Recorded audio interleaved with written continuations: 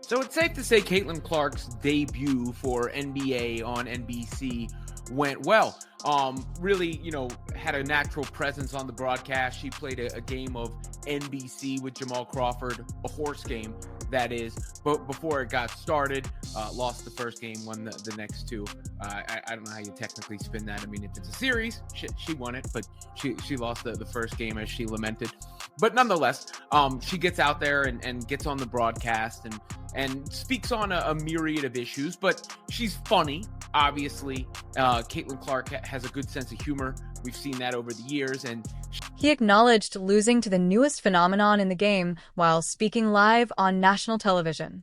Standing next to Carmelo Anthony, NBA icon Reggie Miller acknowledged that Indiana's shooting hierarchy had drastically changed. "I'm the worst shooter in Indiana right now," Miller proclaimed. His tone was a mixture of irrefutable truth and fun. "Tyrese comes first, followed by Caitlin, and finally me." That statement, coming from a Hall of Famer, wasn't meant to be taken lightly. It was a seismic admission of Caitlin Clark's rapid, overwhelming influence that suddenly elevated her above a player who had previously ruled the league and made it clear that she was unmatched. And speaks on a myriad of issues, but she's funny. Obviously, Caitlin Clark has a good sense of humor. We've seen that over the years, and she pointed out one of the most notable things on the broadcast, which is the height disparity between her and Reggie Miller and Carmelo Anthony on the broadcast, which was the height disparity between her and the NBA players on set. I'm going to wear stilts next time you see her there with Carmelo and Reggie Miller. And that's with Reggie Miller saying he's the third best shooter in the state of Indiana right now. First of all, there's a new shooter from Indiana. See, I'm the third best shooter. The subtle digs continued as Reggie Miller and NBA Giants Carmelo Anthony towered next to her on the NBC broadcast set. With her trademark wit, Caitlin Clark was compelled to draw attention to the glaring height difference. It was a perceptive observation that emphasized the physical differences between her own world and men's professional basketball, not a grievance. Her casual comment highlighted her ease and self-assurance in any setting, quietly subverting the male athlete's long-standing visual dominance and temporarily integrating the NBA veterans into her world instead of rejoining theirs. It's about the CBA, and one thing you have to like about it is Caitlin Clark was confident in her answer about that going into this make or break meeting on Monday. The biggest moments the WNBA has ever seen. Looking forward into the future, what would you like to see happen as you come to a negotiation? Well, honestly, I don't think it's just a big moment for the WNBA. I think all of women's sports, I think this is one of the biggest moments we've ever had. So, I feel very confident that we're going to get something done, and that's because we're in this moment because of the product we put on the floor. So we need to be able to continue to do that, and I know everybody's working really hard for this meeting tomorrow. That's super important, and I truly do believe we're going to get something done here in the next couple of weeks. Clark played a game of or versus NBA superstar Jamal Crawford before to delving into serious basketball conversations. She may have lost the opening round, but her fierce competitive spirit drove her to win the next two games, thus sealing the series. This was not merely a friendly competition. It was a clear display of her shooting ability and clutch performance versus a seasoned NBA player. Her informal victory, however, demonstrated her ability to compete and prevail even against elite men's basketball players, demonstrating her level of skill.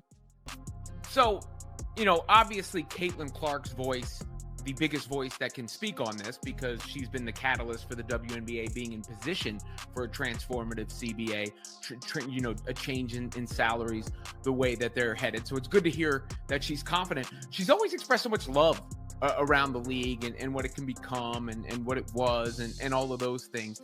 But nonetheless, it's still got to be a deal that's done. So you can get to the WNBA draft later, after the free agency and after the expansion drafts.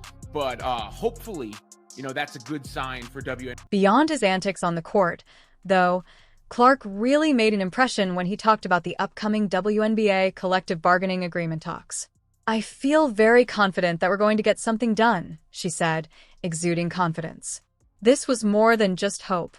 There was no room for doubt in the confident voice of the biggest star in the game. Her steadfast faith in the WNBA's future as a force at the forefront highlighted her significant influence on the league's future, possibly even surpassing the frequently drawn-out, less cohesive discussions observed in other professional sports. Then there were some other topics hit up on the broadcast as well, including her wanting to play at Madison Square Garden. You know, that is where she was broadcasting from, the Knicks and the Lakers. It is a great arena. I've spent a lot of time in the Garden. Lakers and the Knicks taking center stage here for the 302nd overall meeting. And for the first time ever, we've got basketball night in America, the first Sunday in February. And we're joined by our special correspondent. Welcome to the team, Caitlin Clark. Yes. First time in MSG for a Knicks game, so it's pretty cool. I know, it's her first Knicks game, first time feeling the atmosphere. We got to get you to play on this court one day. We have to talk to Adam about that. Can we make it mellow? Honestly, She presented the CBA as more than just a WNBA problem. "I don't think it's just a big moment for the WNBA," declared Clark, boldly extending its significance. "I believe in every women's sport." By portraying the WNBA's negotiations as a turning point for a whole sports movement, this announcement raised the stakes. It was a calculated, potent statement that went beyond league boundaries, subtly questioning the conventional male-dominated sports narrative and reaffirming women's sports as a powerful group on the cusp of previously unheard-of advances with her at the lead. Liberty would never play in Madison Square Garden if you know the dynamics between the Knicks and the Nets in the city. She also talked about an NBA player that she models her game or patterns her game after, and this is going to make some fans upset. it's your first Knicks game, but I know you watch the league, you love ball, like you just watch the game. Is there a player or someone you watch even more specifically because there's things in his game maybe you would want to add to yours in the league?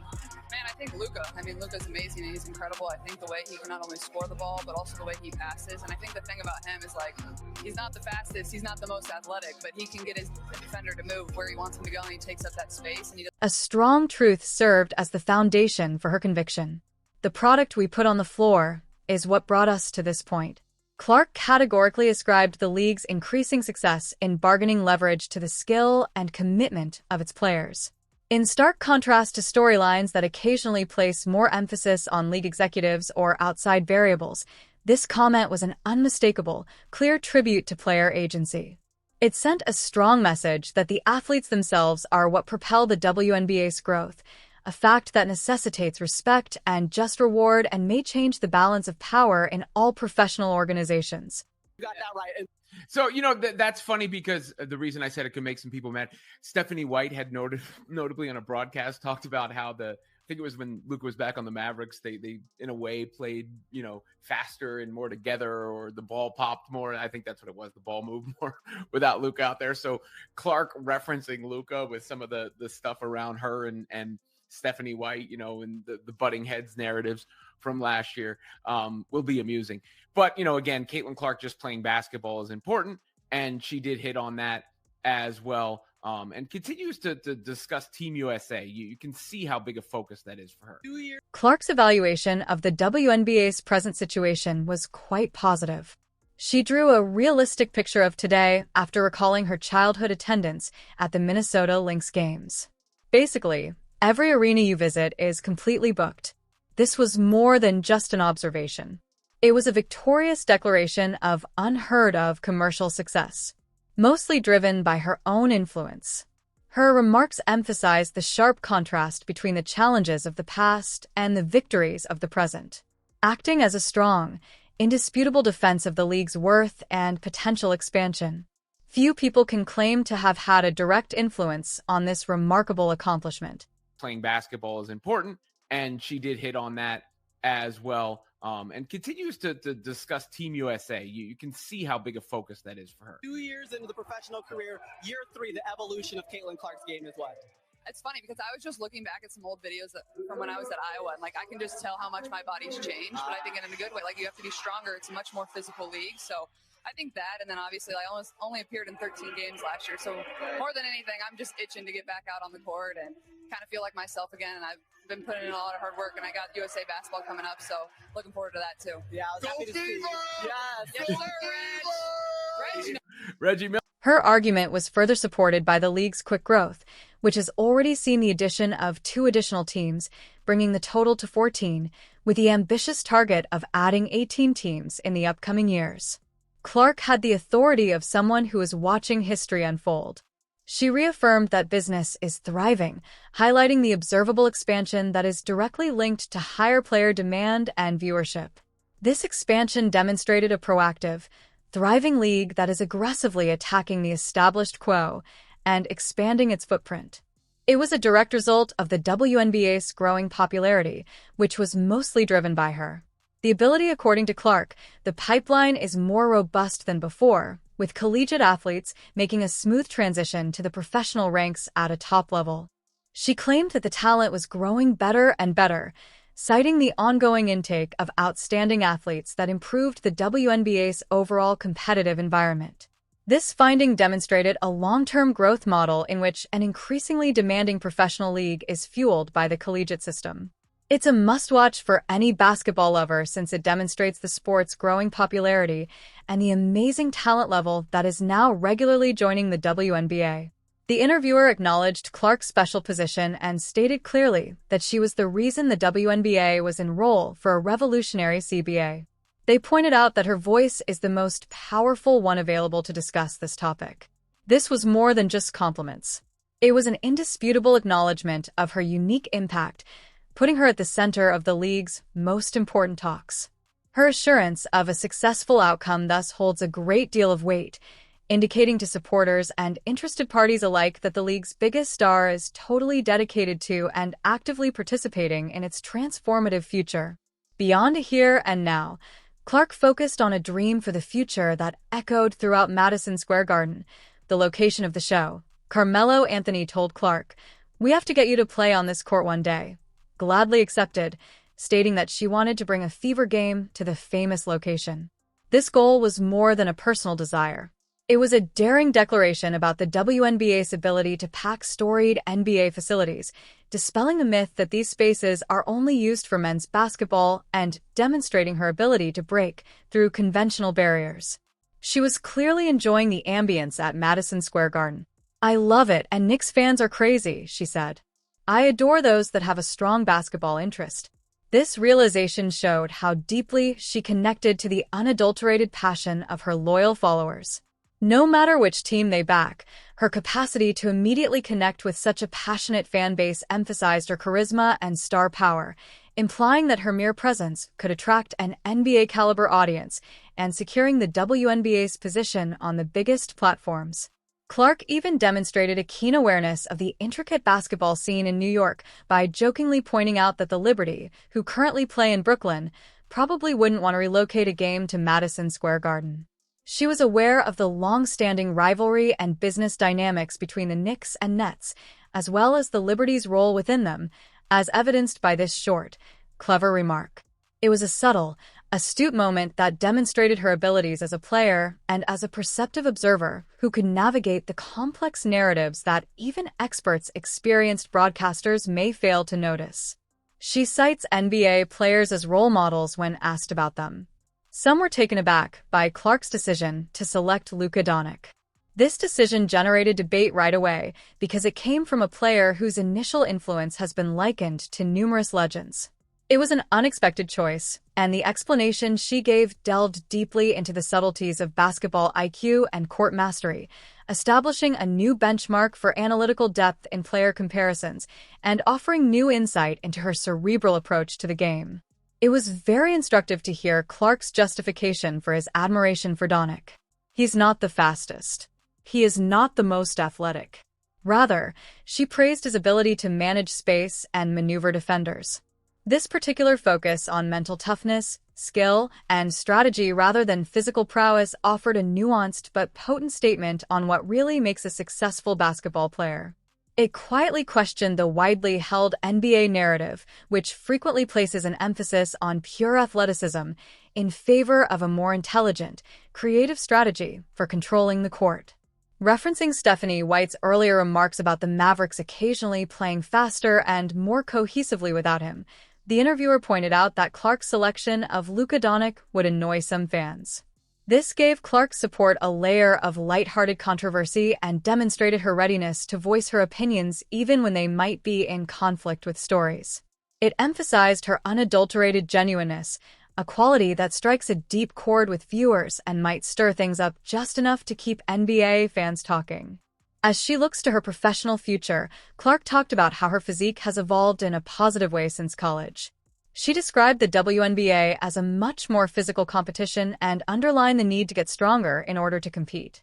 This open admission dispelled any antiquated beliefs that women's professional basketball is less physically demanding than its male equivalent and highlighted the tough nature of the sport. It's a striking example of the perseverance and athleticism needed, demonstrating a league that commands regard for its ferocity. Clark has demonstrated that her commitment goes beyond personal growth by sharing her excitement for USA basketball.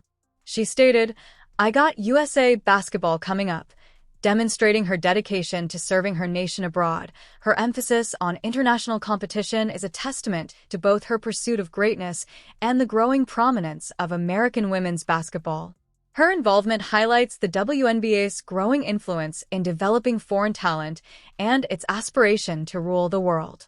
Clark acknowledged, "I'm just itching to get back out on the court and kind of feel like myself again," despite her quick rise. This unvarnished honesty demonstrated her deep enthusiasm for the game, an unwavering determination that goes beyond personal recognition. It serves as a potent reminder that her greatest aim is to play basketball healthily and to the best of her abilities, regardless of the headlines and record-breaking moments. A sentiment that all true sports fans can relate to. By all accounts, Caitlin Clark's NBC debut was an unquestionable success and a masterpiece in both charm and wisdom. She exceeded expectations by boldly leading the talk about the WNBA's revolutionary future and playfully defeating an NBA great in HOR. Her witty banter, deep knowledge of the sport, and unflinching confidence made a lasting impression on the broadcast and the history of professional basketball itself. She did more than merely take part. She changed the conversation, demonstrating that her influence on the league and, in fact, on how women's sports are perceived, is only getting started, leaving everyone to wonder what other accepted conventions she will question next.